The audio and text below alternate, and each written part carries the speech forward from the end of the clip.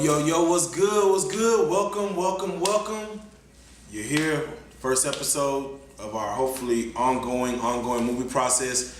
Real talk, no spoilers. I got right here to my right, I got my man D. Right here to my left, I got my man Dillinger. As well, you know I'm John the Joker. And right now we are actually about to review the movie The Amazing Spider-Man 2 that was released on May 2nd. And it was released, I'm sure, around the world. So everyone who's watching this, if you haven't seen it yet, please go watch it first before you actually watch this review. There will be spoilers. I know it's called Real Talk, no spoilers, but our goal is to go in depth and talk about this movie as best we can, from beginning to end, to little intricate things that happen within it. So if you haven't seen it, please take time, stop, pause it, whatever you gotta do. Turn your computer off, turn it around, cut the sound off, go watch it, come back, and then continue, and get back with us, and we'll get in together. So with that said, I want to jump off by starting off with a grading system, which we want to give our movies, and we're actually going to go from A+ to F-. So the high echelon is going to get an A+. That means probably no faults. We'll let you know why we gave it A+. All the way down to F-. That means guys did bad. Don't probably not even check it out. So definitely we're gonna go into a reason why we gave it that. So off top, we're gonna take it to D. You just seen it. Let us know first of all when you saw it, who you saw it with, and how you seen it, and then give us a grade. I actually saw it Thursday. I saw it the day before it came out. First joint. Me and my wife went and seen it. It was a couple of date night. That was it. Okay, so A through F, man. What'd you give it? I give it a B. I gave it a B. Solid B. And these come with minuses and pluses, so he gives it a solid right down the middle B. Right down the middle B. All right, definitely. That's what's up. Dillinger, man. When did you see it? Seen it yesterday, man. I seen it by myself, and there was a lot of people there, man. It was it's about 50 people or 100 people in that one of the sections. It was crowded. But other than that, I give it a B. Give it a B. All right. I myself, today is May 3rd, Saturday. I just came back from the movies watching it. I was actually had my kids with me, and I have a 3-year-old. So I had my 2 oldest, and I have my 3-year-old with me. So it was very, trying to, she likes Spider-Man, but she ain't really, there for the movie. She just want to eat and whatever. So we just got back from watching. It was a packed house, and my kids definitely enjoyed it. I'm right there with these guys. I gave it a B, and I was leaning towards a B+ and a B-, but these guys kind of kept me in a B. That's how it goes. That's how averages work. As I'm thinking about it, so it's fresh off my mind. My man Dylan just seen it yesterday. My man D seen it 2 days ago. So he slept on 2 days. He slept on 1 day. So basically, guys, let's just jump into it. B. Why did you give it a B? Gave it a B. I was still kind of torn. I'm still a Marvel fan. I hope the movie's gonna stay along those lines. Only reason why I didn't give it an A, I felt like the action scenes could have been more. I think it was maybe too many stars for a movie. I know that seems kind of crazy to have too many stars for a movie, but I think it was just too heavy. Yeah, I want to touch on that point too as well. And you gave it a B as well. Why not an A? Why not a C? Go ahead. I give it a B because it was too monologue. Basically, it was just too much talking, not enough action. I wanted more action, and it delivered it a little bit, but it just didn't hit me on well like the part 1 or whatever. You know what I'm saying? It was just constant moving around. It got a more depth with Peter Parker as the origins of Peter Parker, but at the same time, I wanted more action. Right, and I'm gonna touch on that point as well. Basically, I gave it a B for pretty much the same exact reason these two did. And you guys can jump in whenever you want, but to go with what you said, basically, as far as too many characters, too many stars. I definitely don't like a comic book movie or action movie, whatever that has too many bad guys, too many villains. Yes. Yeah. It takes time to develop a villain. It takes time to make us care about a villain. And when you try to take so many stories in 2 hours and make us care about this villain, that villain, this villain, you have one hero. Exactly. It's very hard. Very. Most movies that done that, whenever they done in the past with the old Spider-Man, Spider-Man 3, which everyone probably hates or think is the less of the Spider-Mans, they try to incorporate 3 villains. Right. And if you notice, Spider-Man 1 and Spider-Man 2 only handled one villain. And the only time that it works when you have multiple villains is when you don't know the villain is a villain. Exactly. At the very end, you don't know his motive. Yep. He might have been a good guy, he might have been teared, but he becomes a villain towards the end, and therefore that sets up a sequel. When you jump off top and you show the commercials, like, oh, we have the Rhino, oh, we have Electro, oh, we have Green Goblin. Yeah. 3 villains in one. As a kid watching a movie, you might get excited, like, oh my, I can buy this toy, that toy. But as a 2-hour person going to sit and watch a movie and get invested in the story, that's really too much content to give. Too much content to give to the fans. To give to the fans at that time. Right. So that is definitely why I didn't like the villainous aspect of it. And as far as the way the story flowed, it was cool. I like the way the story flowed, but the reason why Spider-Man already is kind of on his, is fighting an upward battle is because we already had this story before. Yes. We had 1, 2, and 3. Yeah. And they told their own story. So most people don't know Spider-Man. They kind of gotta, they know where he works. They know his name. They know he had a dad. They know his uncle died. With great power comes great responsibility. We know these stories, and I know they try to alter it, which I didn't like. I just watched the first one, honestly, Thursday.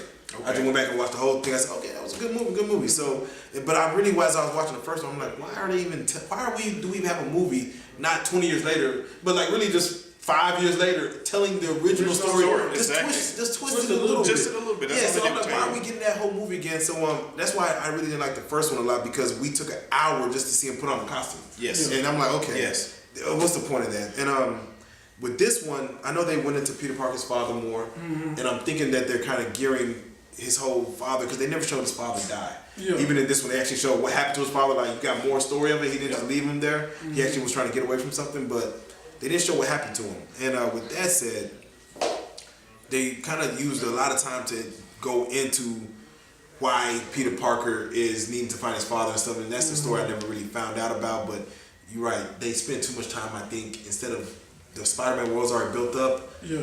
They didn't give us a lot of that. But you recognize how the concept, to me, is like, they try to make 2 cartoons.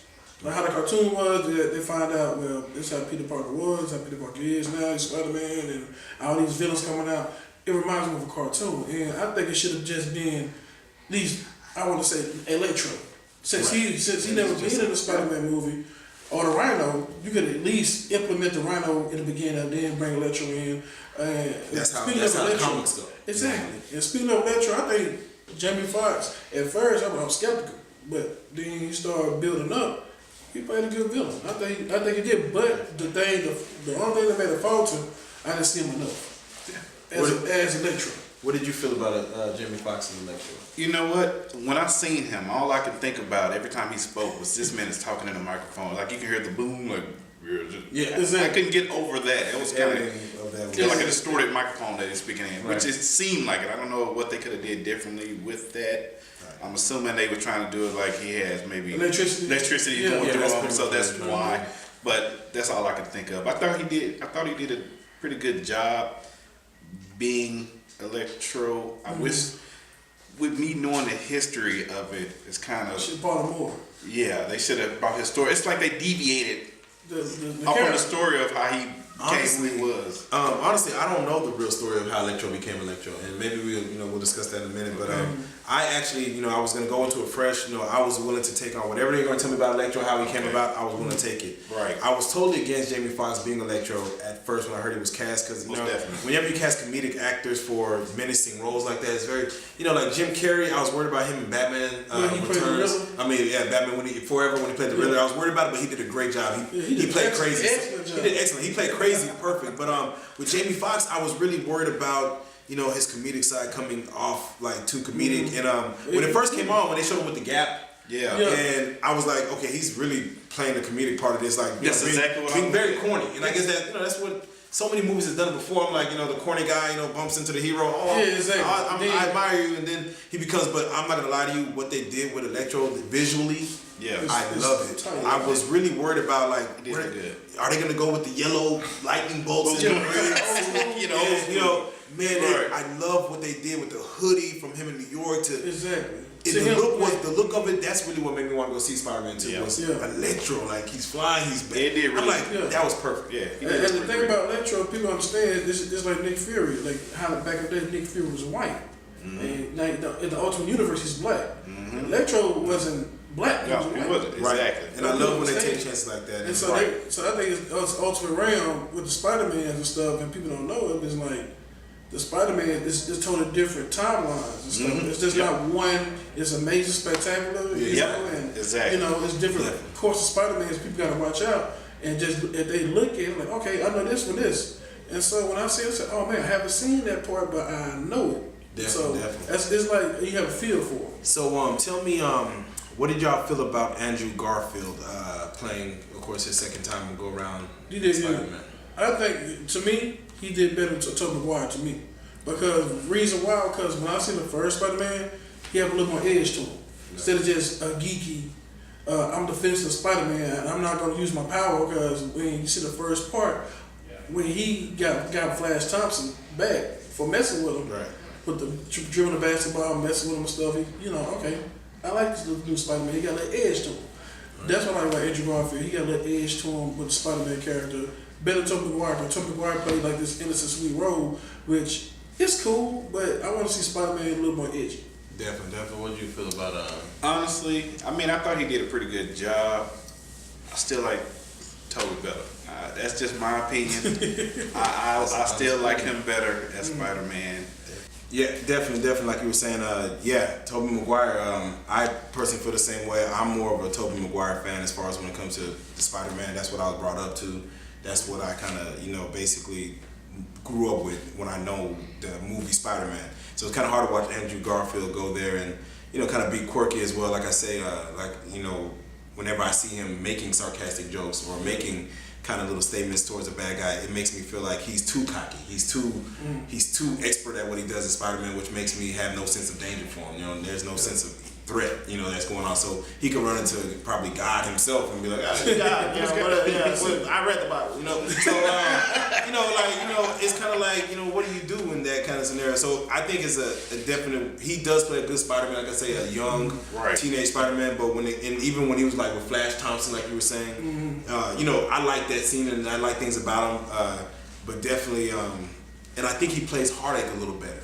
Yeah. When it comes to as like I say, spoilers, y'all should have watched this. Yeah. Gwen Stacy died in this one. Right. I personally knew she was gonna die. Right. The only reason I knew she was gonna die because I know they're trying to bring Mary Jane's character. You have to bring her in. And you can't bring. And in the comics, Gwen Stacy dies. She does. I mean, that's just what it is. And you got to kill off Gwen Stacy to even introduce Mary Jane, because Exactly. we already tried that trifecta in Spider-Man 3. And It could they don't need to do that again. but There's no reason to do the same thing again. Right. I think you just need something like that to happen. So I really felt the whole movie. It's funny because I was sitting there thinking like, she's not gonna make it through this one. I sat there the whole time. It might not She's get. gonna make it. I mean, something might happen, and and here's one reason. Here's the reason why I was gonna give it a B-, and the part I really like was like, what the. Gwen Stacy's a regular human. I know she loves Tobey Maguire. I mean, see, that's why I like him. I know she loves Spider-Man. Right. But you see Electro here. He's full of power. Spider-Man tells you, no, stay here. I'm going to keep you here. But yet, he goes out to fight Electro. Yet she, finds the police car. I don't know how she got it. And I don't want to spend this whole review going into logistics of what was real and not the comic book. I don't really care. But what makes Gwen Stacy think she could have any effect on what Peter Parker's going to do against Electro? Like, she goes there and she saves him, thank God, because he looked like he was, in danger. And she's like, I know some stuff I can help you. But she's really like arguing him down during the middle of a death fight with Electro about how she needs to stay and how she needs to be part of this whole fight. And I'm like, you're gonna die. Right. You're definitely gonna die. You're asking for death. That's what you're doing. You're saying, I love you so much. Well, you're asking for that. Yeah, Well, I know, people watching this, y'all gonna be like, oh, why y'all critiquing that? This is a comic book movie. But it's something you have to think about. You being a person, it's based on reality. You being the same judgment, same mind. If somebody told me to stay, Spider-Man told me to stay. Not my homeboy. I don't got a man. Spider-Man Just tells- stay. this was is hard for me. I'm probably gonna stay. Yeah, I mean, So I'm not gonna intervene in something Right. that has Spider-Man nothing to do say- with me. Yeah. I'm just, hey man. And you have no It happens. superpowers, nothing. You just I mean, you got a driver's license. I mean, Yeah, so that's your superpower, That's your you know what I superpower mean? because I'm like I Spider-Man. have a job. Spider-Man tell you this is hard for me, and you need to stay, and you still come. I'm like, yeah, you're not gonna make it to the end of that No, film. that's it. You're asking for death. So yeah, that was basically Andrew Garfield selling that. I think he sold it. He sold It was sad, definitely. You know, people were in the theater like, oh my god. Can't forget wow. about Green Goblin either. Man. Yeah, that's another problem I had. Me too. The build up to Green Yes. Goblin It and should have been like that. the reveal of the Green Goblin and just the whole Green Goblin's arc. Yeah. And It should have been is he different. even called the Green Goblin? I think it's he's a either It's Hobgoblin or It's Hemo. Harry- I know there's a Harry- Hemo Goblin as well. So is the Green Goblin is Norman. Harry, Norman, right, Harry exactly. is the Was the Hobgoblin. right. Yeah. So are we? They never really said. They just called They him never- the Goblin. yeah, they never And said you it. recognize They never when, said it. when he was sick, he started having claws like the Ultimate Spider-Man. If you've seen it, he could start having claws and stuff. Like, okay, Okay. It's gonna Is turn that into the- Hobgoblin, or Yeah, was- it's supposed to be the Green Goblin. Oh, the Right. Green Goblin. That's the move supposed to be Green Goblin. But I was thinking like Well, it's supposed to be Hobgoblin. I think he definitely like the Hobgoblin, because the Green Goblin was always a guy wearing a mask, Norman Osborn. The Hobgoblin was actually, from disease. Both of them were masked and had one to look Halloweeny. Oh, which I is- thought one was like, well, I don't know Spider-Man history like throughout. Well, the Hobgoblin was more. I said Green Goblin was more ruthless than the Hobgoblin. Okay. That's what to me. Well, the big Hobgoblin reveal after Spider-Man, I guess, so-called defeats Electro. Hobgoblin is revealed. We're just gonna call him Hobgoblin. Yeah, You don't want to talk about Green Goblin? Harry Osborn.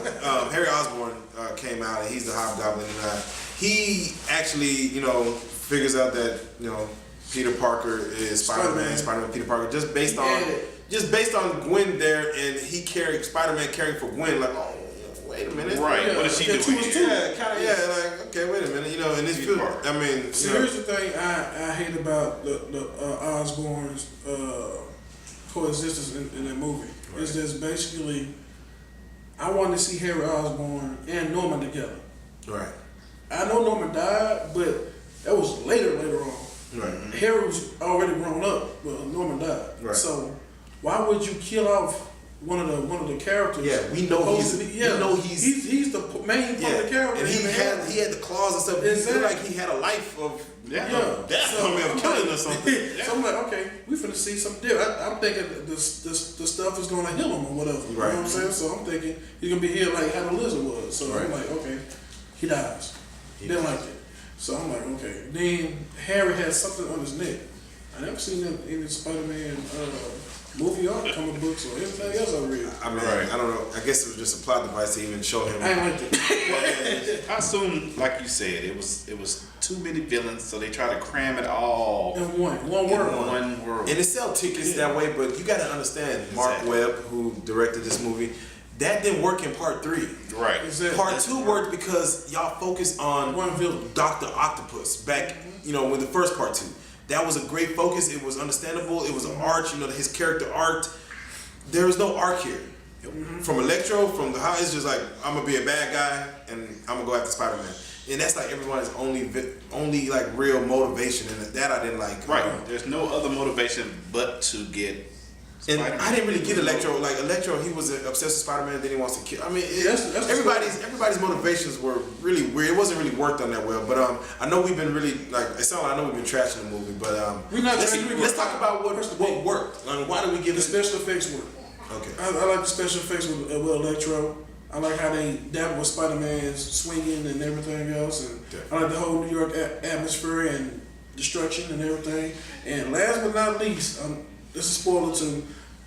Y'all finna see the Sinister Six in probably the next movie if they let it all hang out. Did you like that reveal? I like it. I like to see Dr. Octopus and the Vulture Wings and Harry Osborn still gonna be there, and I like the Rhino. Right. But the one thing I like about the Rhino, he wasn't Rhino. Yeah, see, I knew about the Sinister Six. Like the thing about watching movies nowadays is that you get a lot of spoilers from a lot of websites, and I knew that they're already greenlighted Sinister Six movies, so I kind of figured, okay, this might play into a little bit of the movie, maybe they're doing their own thing. But what do you feel about that? Did you even know that was a Sinister Six? They were Yeah, I knew that's what they were trying to hint at. Like, hey, we're gonna show, Dr. Ox, and, we're gonna show those things to kind of tease you a little bit, like, oh, that's what they're gonna do in the next. They showed Octopus Arms earlier. Like, Yeah, they showed twice. Okay, yeah. But One thing about that, even though that is a plus for me, I'm still thinking like, okay, this How is they gonna be gonna put another Octavius movie where everybody is cramped gonna be up. Yeah, it's like a whole bunch but of villains. here's the how they gonna work Six. Octavius, and you gotta have some. Honestly, I thought they're gonna have like Carnage or something to try to help out with Venom or something, or something that comes out with Carnage in the movie or something. I would We love never seen- Carnage. I would We love never seen Carnage in the movie. I would love to see see that. That should've Cassidy been in the movie. Yes. Carnage is in the video game. If you haven't played Amazing Spider-Man 2, he is in the video game. Right. So go play the video game. I haven't played it. I got it. I haven't played it. But he is in the video game. And Carnage is a great villain. They should have been used. The Sinister Six reveal, I felt like, because Marvel has been a whole reveal thing, and kind of slowly but surely. Especially But with the Avengers. the Avengers, how they revealed Thanos and the Goblet of the Goblet. the Goblet of Rings. the gems. I felt that reveal even in the first Thor because it was an Easter egg.